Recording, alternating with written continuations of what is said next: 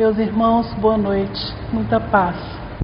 Que Jesus nos abençoe e nos ajude a conviver com essa mudança que está ocorrendo em nossas vidas de forma tranquila, serena, buscando sempre o nosso querido Mestre Jesus junto conosco.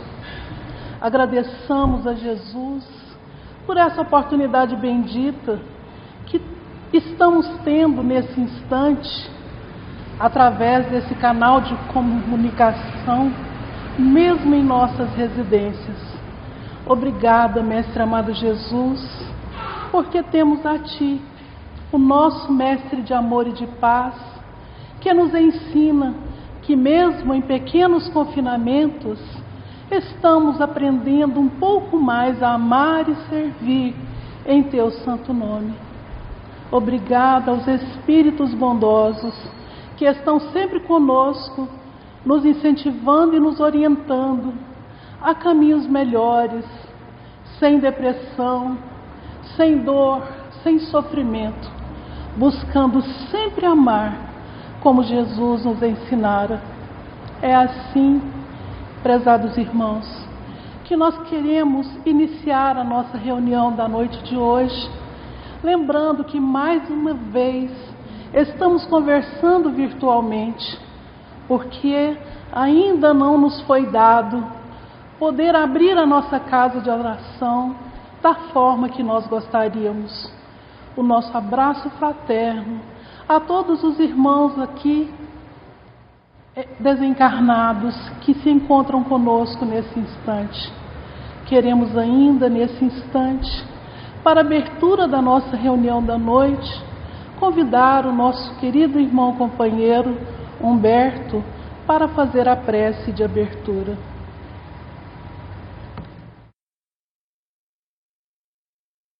Boa noite a todos, caros irmãos. Nessa noite quero iniciar nesta casa através da prece que Jesus nos ensinou. Senhor Jesus, acompanha todos os teus filhos em seus lares, nas suas casas, brindando, Senhor, discernimento, paciência e boa vontade de uns para com os outros. E também te pedimos, Senhor, em favor de nossos irmãos que estão privados de liberdade, que estão nos hospitais, que estão nos lares, Senhor, de idosos, pelas crianças que ainda estão doentes. Te pido, Senhor, em favor de todos os trabalhadores da saúde, por todos os teus filhos, Senhor, que pertencem a esta casa, às outras casas espíritas, que também possam receber estas bênçãos, que a oração em favor de todos eles, tanto encarnado quanto desencarnado. Senhor Jesus, com a prece que Tu nos ensinaste, ó Pai nosso, quero esta noite dar por iniciado o nosso culto do Evangelho no lar. Pai nosso que estás nos céus, santificado seja o vosso nome, Senhor. Seja feita a vossa vontade sobre todos nós. Que venha o vosso reino perante nós, que possamos, Senhor, sermos dignos de Ti e partilhar da Tua palavra, levando para todos nossos irmãos em necessidade, com amor e compaixão, todos os dias das nossas vidas. Que assim seja. Meus irmãos, nós hoje contaremos com a colaboração da nossa companheira Flávia, a qual vai estar virtualmente passando para nós informações muito importantes e relevantes para as nossas vidas aqui na Terra. Estamos pensando em temas espíritas, cada vez mais espíritas, a fim de que nós possamos realmente pensar mais, refletir mais, estudar mais acerca dessa doutrina tão maravilhosa que nos acolhe sempre. Portanto, a partir de agora, nós teremos, na nossa reunião da noite de hoje, a fala da nossa querida companheira Flávia. Olá, tudo bem, queridos irmãos? Um grande abraço para o pessoal do Centro Espírita Eurípides Barçanufo. A gente que está aí nessa quarentena, é a minha primeira vez gravando uma palestra assim aqui de casa.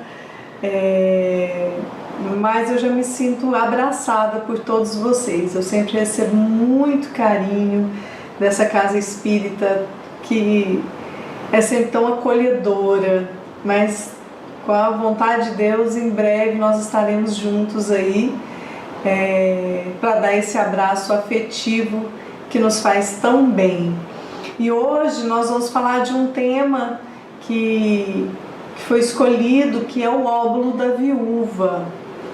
É uma passagem que eu falo assim, que desde criança as parábolas de Jesus tem algumas que a gente tem dificuldade, algumas passagens a gente tem dificuldade de compreender, mas outras não. E a do óbolo da viúva, ela é de fácil entendimento. Até quando a gente é criança, a gente consegue captar ali a mensagem de Jesus. Mas eu acho muito interessante essa passagem do Evangelho, porque ela tem uma mensagem talvez um pouco mais profunda e que nos traz para uma enorme reflexão, principalmente nos dias atuais. Vamos lá, vamos ler juntos para a gente falar desse Evangelho hoje. E estando Jesus assentado defronte ao gasofilácio, observava de que modo deitava o povo ali o dinheiro. E muitos que eram ricos deitavam com a mão larga.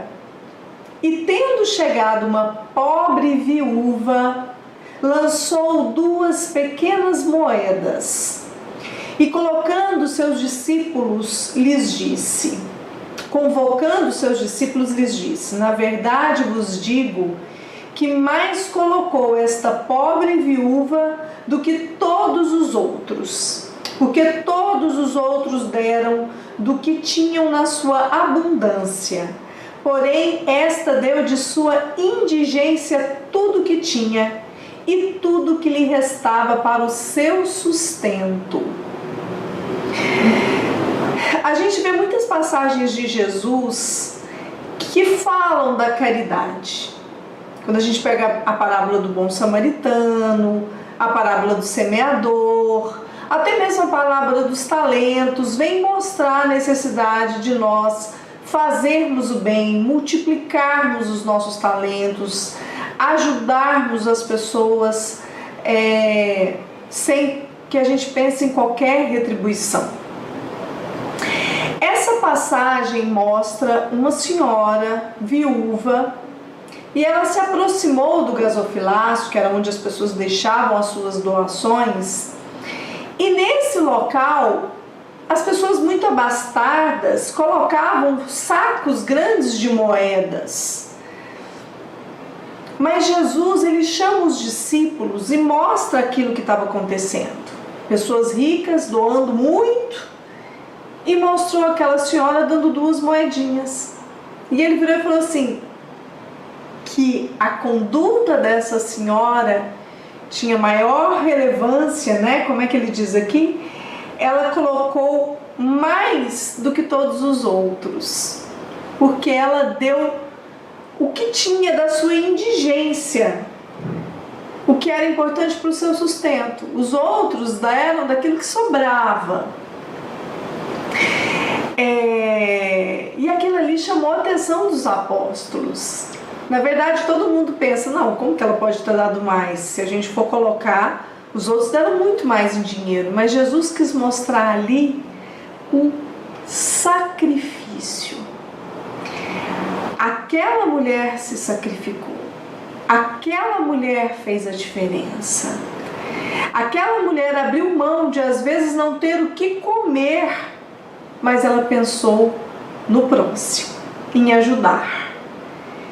Então, quando eu falo das passagens do Evangelho que chamam para a benevolência, para a caridade, mas essa traz uma mensagem ainda mais profunda. A mensagem do sacrifício. Da gente realmente lutar com todas as forças em benefício da felicidade de outra pessoa.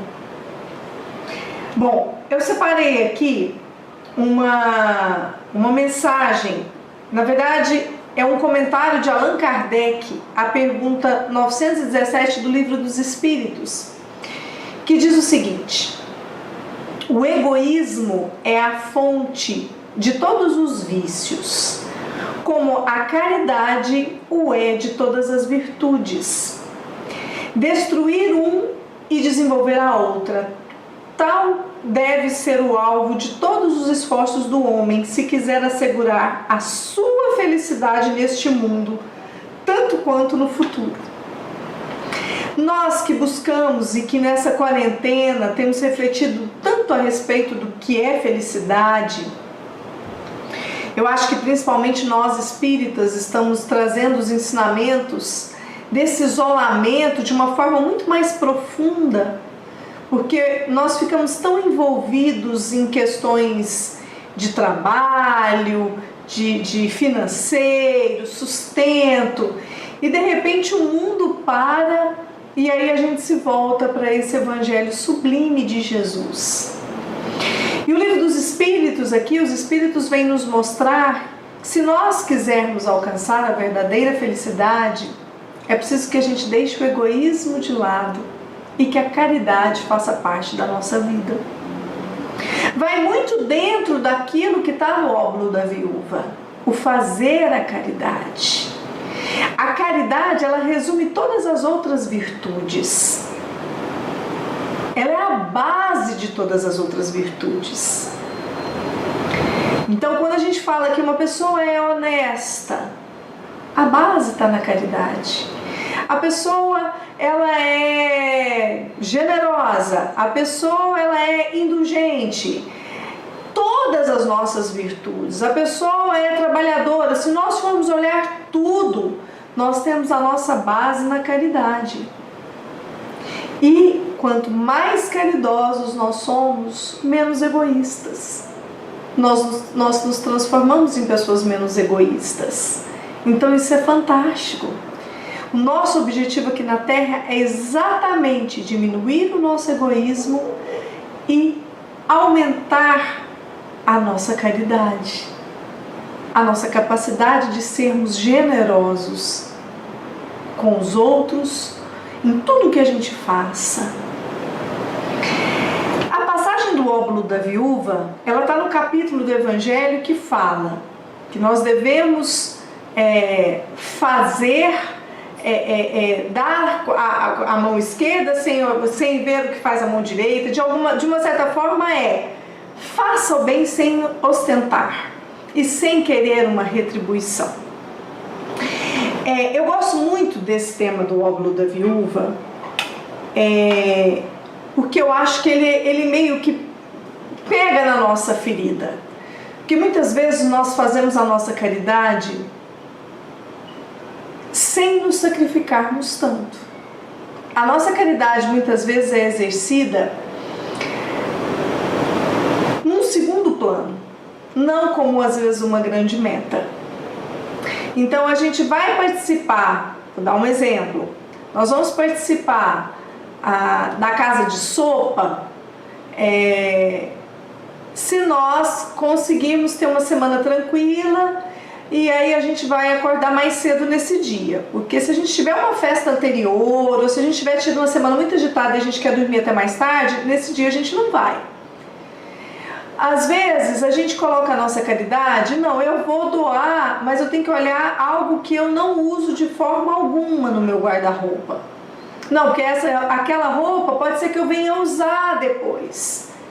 E às vezes a gente perde a oportunidade de servir alguém que está passando pelo frio, que às vezes está passando pela fome, porque a gente não se sacrifica o suficiente.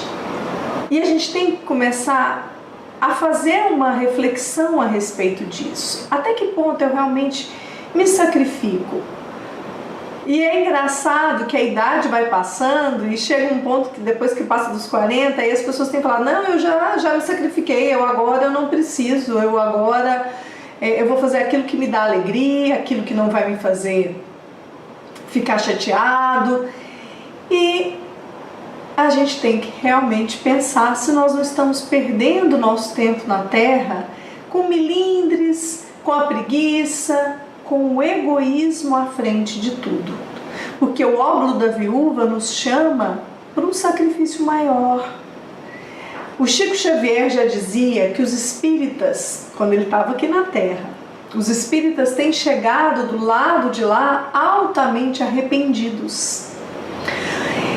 E por quê? Porque as pessoas estavam desencarnando naquela época, e eu acredito que ainda hoje, chegando do lado de lá com esse sentimento de arrependimento por não ter aproveitado o tempo, por ter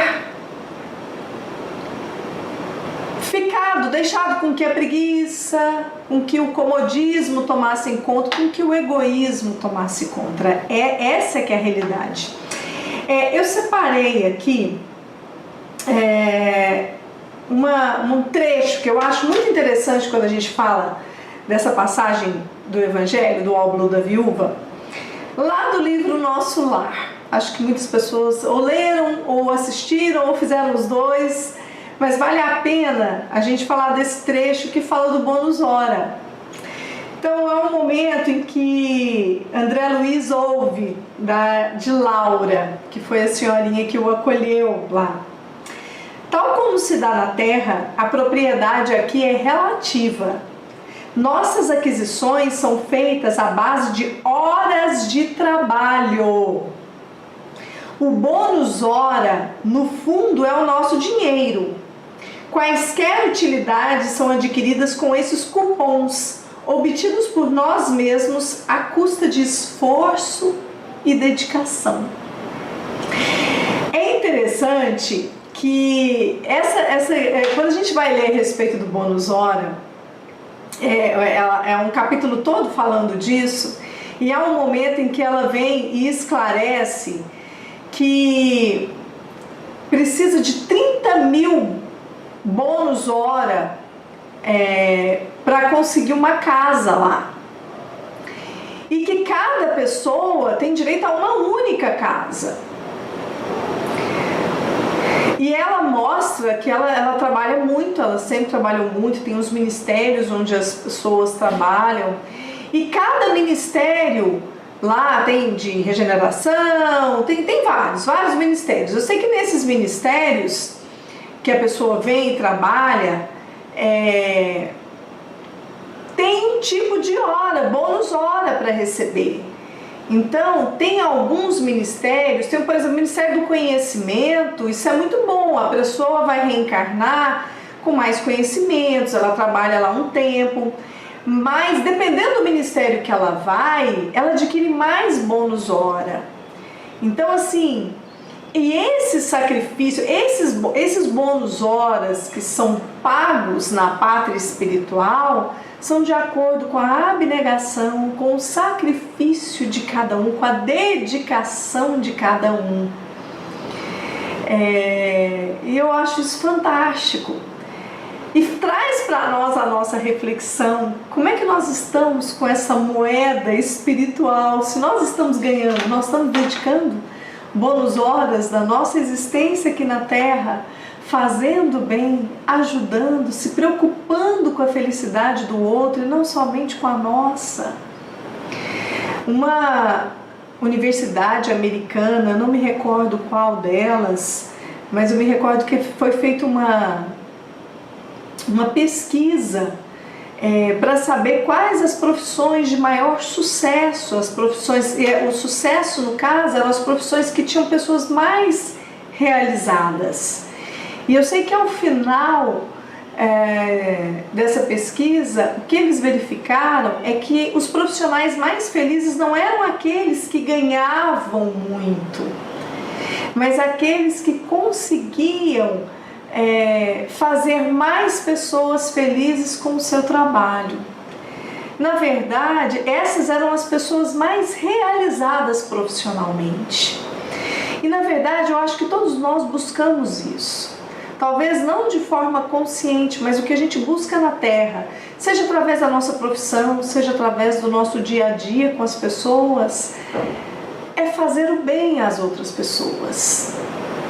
Esse tem que ser o nosso maior objetivo. Porque quando nós buscamos, às vezes, fazer o bem só para nós, uma hora a gente se sente vazio. Uma hora nos cai a ficha de que a gente está sendo egoísta. e de que é importante a gente se preocupar com a felicidade do outro. Essa irmã Laura ainda diz para André Luiz: o verdadeiro ganho da criatura é de natureza espiritual, e o bônus hora em nossa organização modifica-se em valor substancial segundo a natureza dos nossos serviços.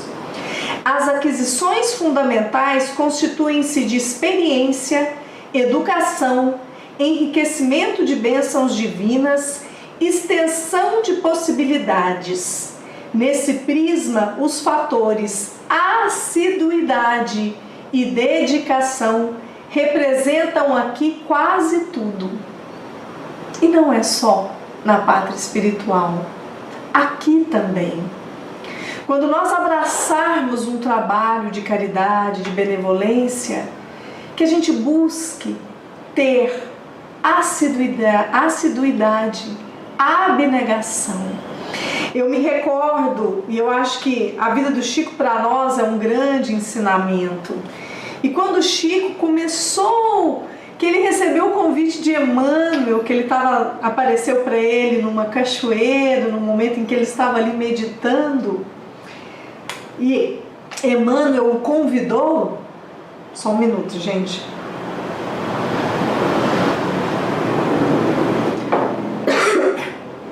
Emmanuel o convidou para esse trabalho magnífico de psicografia, e diante daquele convite, Chico Xavier falou para ele: o que eu preciso para exercer bem esse trabalho que agora eu estou sendo convidado? E Emmanuel falou para ele que ele precisava de 3 coisas, e vocês já devem estar sabendo: disciplina, disciplina e disciplina.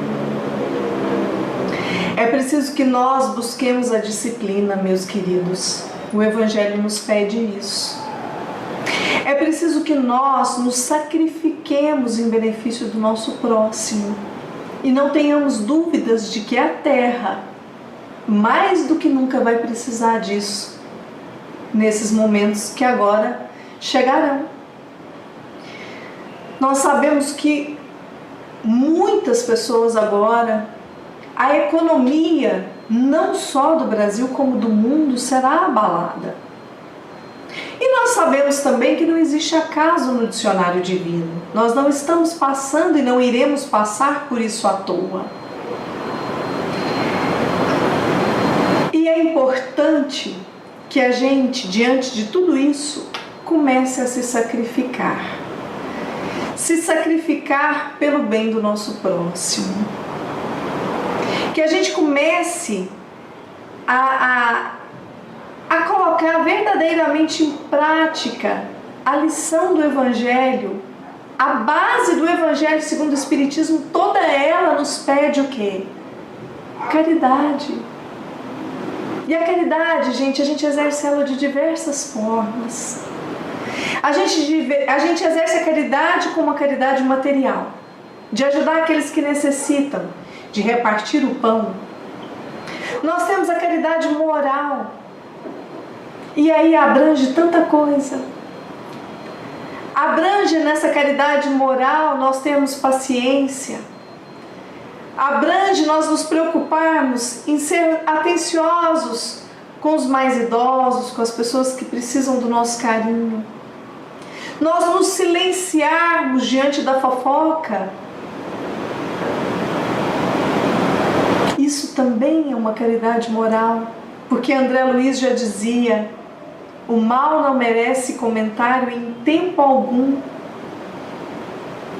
Nós podemos fazer essa caridade moral sendo indulgentes com as faltas alheias. E isso exige de nós sacrifício. Aliás, segundo o Evangelho, é o sacrifício que mais agrada a Deus, é o do perdão. Então que a gente aprenda com a mensagem do Evangelho a necessidade de nós nos sacrificarmos. em benefício do nosso próximo. Eu tenho uma mensagem de Emmanuel. Tem um trechinho da mensagem da pergunta 255 do livro Consolador. Ele diz o seguinte: todo serviço de caridade, da caridade desinteressada, é um reforço divino na obra da fraternidade humana e da redenção universal. A caridade desinteressada, fazermos o bem sem pensar em nada, em nenhuma retribuição, fazermos o bem pela vontade de vermos outras pessoas serem felizes. Nós tivemos tantos exemplos maravilhosos aqui na Terra, de espíritos que por aqui passaram e que nos mostraram esse valor de fazer o bem. Madre Teresa de Calcutá, um desses espíritos, uma vez um repórter a viu cuidando de um leproso, dando banho num leproso. Eu não sei o que passou na cabecinha daquele repórter. Talvez, o que adianta dar um banho numa pessoa que já está quase morrendo? Mas eu sei que ele virou para ela e falou: eu não daria banho em um leproso nem se me dessem $1 milhão. E aí ela disse, eu gravei aqui a frase: o Senhor não daria banho a um leproso nem por $1 milhão?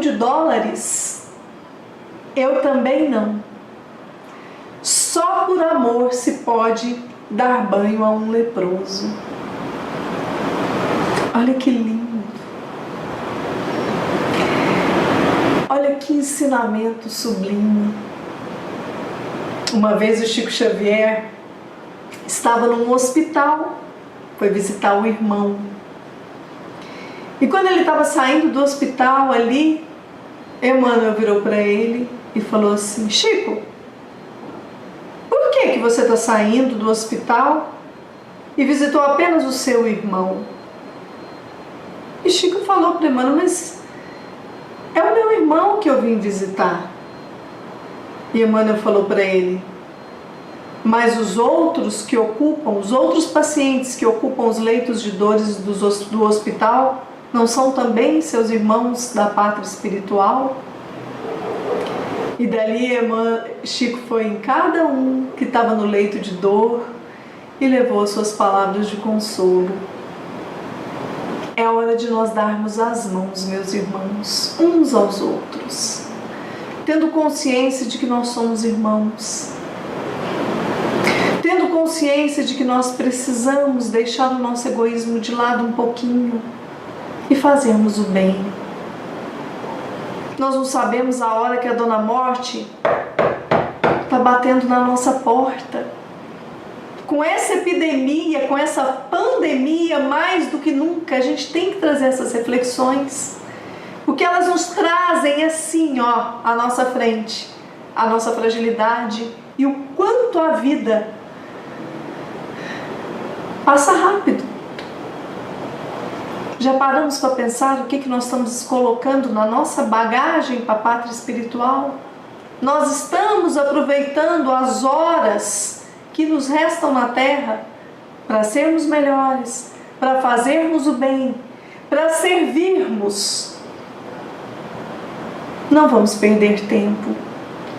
Chico Xavier já fez esse alerta antes de partir. É preciso perseverar no bem.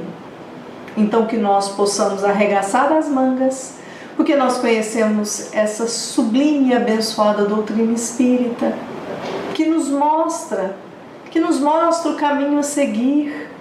O Evangelho de Jesus é o nosso maior roteiro e Jesus não teve facilidade na terra. Trabalhemos, meus irmãos, trabalhemos. Vamos nos sacrificar, sim.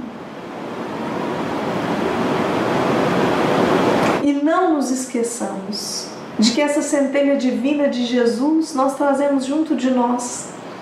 A centelha divina do amor. Cada um de nós tem muito amor no coração. Cada um de nós tem a capacidade de fazer o bem, seja com uma prece. O Chico já estava tão cansadinho, tadinho. Num momento em que ele estava andando de cadeira de rodas, ele chegou para Emmanuel e falou: Emmanuel, já está na hora de eu ir, Emmanuel. Eu já não estou tendo mais a mesma vitalidade, a mesma vivacidade, já não consigo trabalhar como eu gostaria. Emmanuel virou para ele e falou: Chico, enquanto você tiver condições de fazer uma prece para quem quer que seja, ore e pare de reclamar. Então, meus queridos, vamos nos encher de esperança, porque esse Pai é tão maravilhoso que coloca para cada um de nós um anjo da guarda. E esse anjo da guarda que a gente tem, ele conta com a nossa vontade.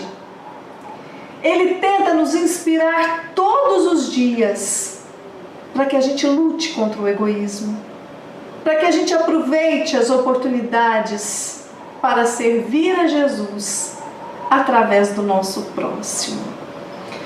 Então que a gente não perca jamais essa oportunidade que a gente tem todos os dias de acordar e de ser melhor. Se a gente quer alcançar o Criador, é importante que a gente faça o bem todos os dias, porque fora da caridade não há salvação. Que Jesus ampare e ilumine a cada um de vocês. Um beijo gigante. Nós queremos então, nesse instante, agradecer nossa querida companheira Flávia, que tanto tem nos ajudado de forma virtual também agora, né? E de forma real, quantas vezes na nossa casa de oração. Muito obrigada. E agora nós vamos passar para a segunda parte das nossas tarefas. O nosso companheiro Kleber vai fazer um passe virtual, vai pedir um passe virtual e vai também fazer um encerramento da nossa reunião. Muita paz, que Jesus nos abençoe a todos e que nós tenhamos mais coragem de enfrentarmos a nós mesmos, amando o nosso próximo, amando a Deus sobre todas as coisas. Que assim seja. Meus irmãos, vamos então elevar os nossos pensamentos ao Mestre do Amor, ao Mestre Jesus, para pedirmos o passe magnético curador para todos nós e para todos aqueles que estão neste momento atordoados com o momento difícil que o mundo está passando. Senhor Jesus, amado Mestre, que os bons espíritos sob o comando de Eurípides de Barçanufo, o diretor espiritual da casa, estendam as mãos sobre cada um de nós, deixando cair sobre nós os fluidos magnéticos curadores, nos livrando dos nossos males morais, materiais e espirituais, dando-nos a força e a disciplina necessárias para enfrentarmos este momento. Pedimos para todos que estão nos hospitais, nas cadeias, pelas ruas, no abandono, para aqueles que estão nas mansões, na opulência, que todos eles, Senhor, recebam cada um de acordo com a sua necessidade. Senhor, nós pedimos pela humanidade, que nós tenhamos a orientação necessária para passarmos por este momento de provação, este momento de muita dureza para cada um dos seres humanos. Mas nós sabemos, como espíritas, que faz parte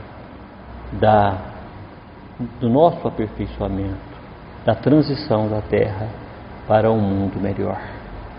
Pedimos que todas as águas sejam fluidificadas neste momento também, Senhor.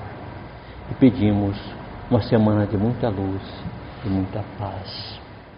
Vamos então, cada um agora, fazermos a oração que o Senhor nos ensinou para encerrarmos a nossa reunião.